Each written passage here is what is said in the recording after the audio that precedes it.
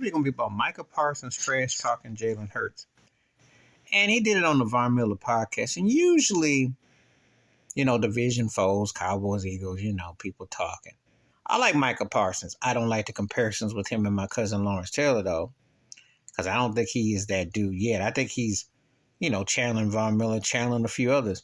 But he ain't exactly been lighting it up. And it ain't like Dallas' defense is so worldly that they got this three-head situation that they're so dominant. But he is aggressive and he's interesting and entertaining.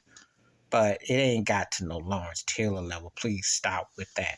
People love to compare anytime somebody has a few games or something.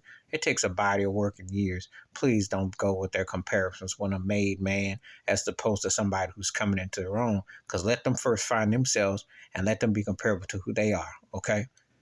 Anyway, he talks about the Eagles' success. He says, well, it's a team thing. And then he tries to downplay Jalen Hurts. And I go one step further than most. It's another case of black on black crime going. Robert Griffin III with the jigaboo remarks about Jalen Hurts early in the week. And now Micah Parsons trying to downplay Jalen Hurts. Jalen Hurts MVP quarterback. Now, I know some people are going to say, well, Dak Prescott is black and with the Cowboys. He ain't Jalen Hurts.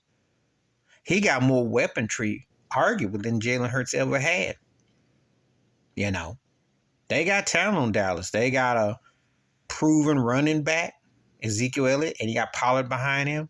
CeeDee Lamb, you got receivers. You have had receivers from Amari Cooper. You had tight ends. You had a system. Dak Prescott would be a top 10 quarterback just being all right, which that's kind of what he is.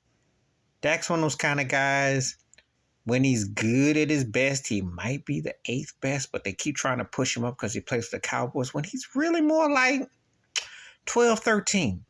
He stat pads and blows, but if it wasn't for the Cowboys and stuff, he'd be almost a very middle of the road quarterback, a guy who flirts with maybe getting close to greatness, high real good, but you kind of just Jalen Hurts is another story. That cat is only coming to his own, and he's proven that he's a winner. And when Doug Peterson put him in favor when he had to make that move ahead of Carson Wentz in Philly. People cringed or looked at him sideways and cross-eyed, or Nick Foles. Turns out, Peterson lost his job, but who's starting for Philly 2 years later? Who's got the best record in the NFL? Who's an MVP runaway candidate right now? Who looks very poised, who can quarterback, who can throw and run, and doesn't make a lot of mistakes?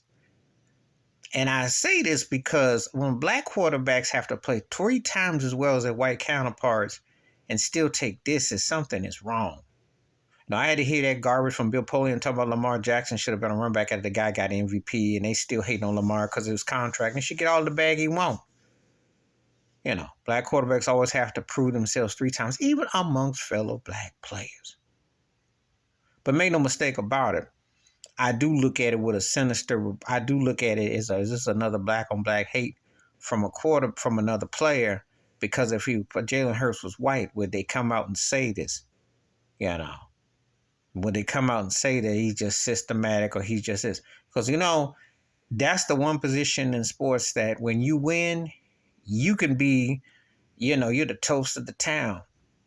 No matter who or what you got behind you, people are going to always run and gravitate toward a quarterback, So I just say Jalen Hurts and shut up Elias Chris. I know they smash and beat the doorknobs off for Dallas, But Dallas need to run their own business. Micah Parsons need to get back to playing, and they need to learn how to stop somebody because they're getting ran all over.